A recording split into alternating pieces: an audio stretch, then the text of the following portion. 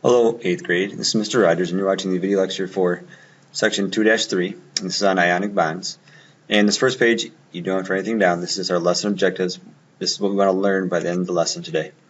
And so the two things we want to learn today are how to explain the difference between atoms and ions. Secondly, we want to be able to describe how ionic bonds form. So, an ion is, really we have two kind of ways of thinking about how an atom and ion. An atom is electrically neutral. There are an equal number of protons and electrons. An ion, something has changed. Those outer electrons, those valence electrons, is really what this goes back to. And the valence electrons, the outer shell wants to be filled, wants to get to 8 valence electrons is a focus for us in our class here.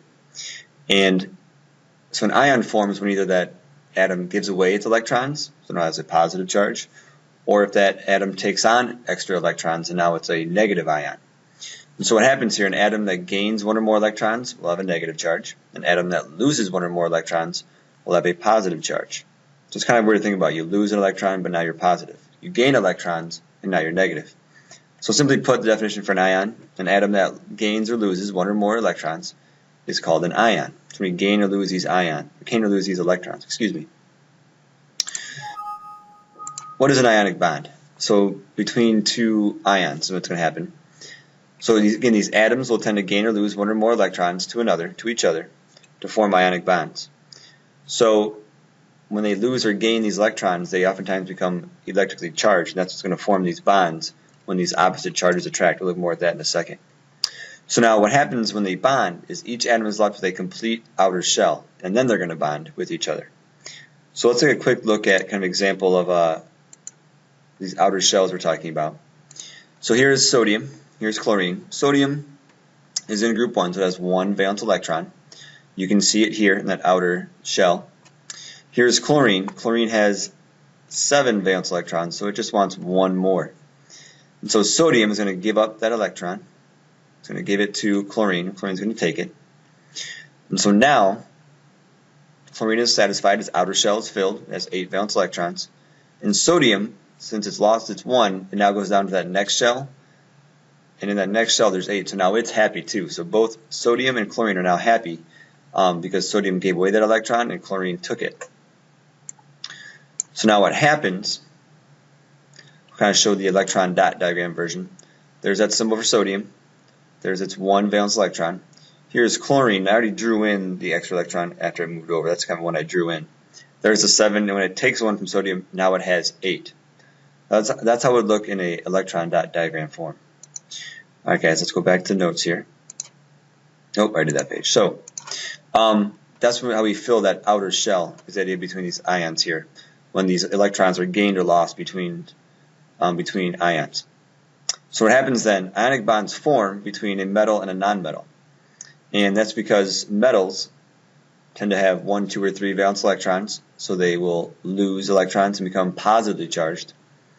Whereas nonmetals tend to have 4, 5, 6, 7, or 8, and so they're going to take electrons. So those opposite charges will tend to attract each other. So let's look more deeply at how that happens between a metal and a nonmetal. How do we determine that type of ion? Well, metals will tend to lose their valence electrons to nonmetal atoms, and nonmetals tend to gain. This is because the rule of thumb is if you have less than 4, you're going to lose your electrons. So metals tend to have that 1, 2, or 3 valence electrons. They tend to lose or give away their electrons to become balanced out with that next shell. Nonmetals tend to gain. They tend to take. They're going to take. They have 4 or more valence electrons. They tend to take. And so they're going to have that negative charge. So what happens is once those nonmetals have given away those valence electrons, now they have more positive, so overall positively charged. So that charge is always going to be positive. So if it gives away 1 electron, it has an overall +1 charge. And over here, on the opposite side, nonmetals, since they tend to take electrons, tends to reflect the number of electrons gained. So the charge is always going to be negative. So a -1 charge if they gain 1 extra electron. And that's the way we kind of gauge, is it a positive ion or a negative ion, depending if it gains or loses electrons. And again, that all depends on those rules of 4 or more tend to gain, less than 4 tend to lose electrons. And to figure that out, it goes back to last chapter when we had to know the rules for finding valence electrons. If you're in group 1 or 2, it equals the group number. And if you're in group 13 through 18, it equals that group number -10. And that's how we figure out the number of valence electrons and then if it's going to lose or gain electrons. Okay? So on here, we have our sodium. It's going to be our example in chlorine. And so what happens is sodium is giving away that electron. We'll go back to this example. And I want you to focus on what happens over here. So now that sodium is giving away an electron, it has an overall +1 charge. It's that plus charge. It's overall positively charged. It has more protons than electrons. Whereas chlorine, Cl, now that it's gained an electron, it has an overall negative charge. It's got more electrons than protons, so now it's that negatively charged particle. And so what happens, I'll scroll down, exit this out, is since these are oppositely charged, we go back to the laws of electricity, opposites attract, positives and negatives tend to attract each other. And so these two are going to form an ionic bond between them.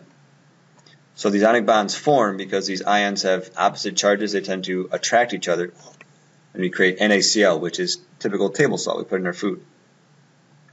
So you can see here that's sodium giving that electron to chlorine. So this is how these bonds form. Once these electrons are gained or lost, they become charged. And since opposite charges attract, ions that are oppositely charged, if they have the correct number of electrons to fill, they will take each other's electrons and create bonds between them. And this is an example of chlorine bonding with sodium to give us NaCl or table salt. Alright, so 8th grade. So today we talked about what is an ion, an atom that's become that's lost or gained electrons to become electrically charged. And we discussed how those bonds form. So once they're charged, opposites attract and they form bonds between them, between those metals, sodium, and our nonmetals, chlorine. Thank you guys for watching, and we'll see you guys along the way.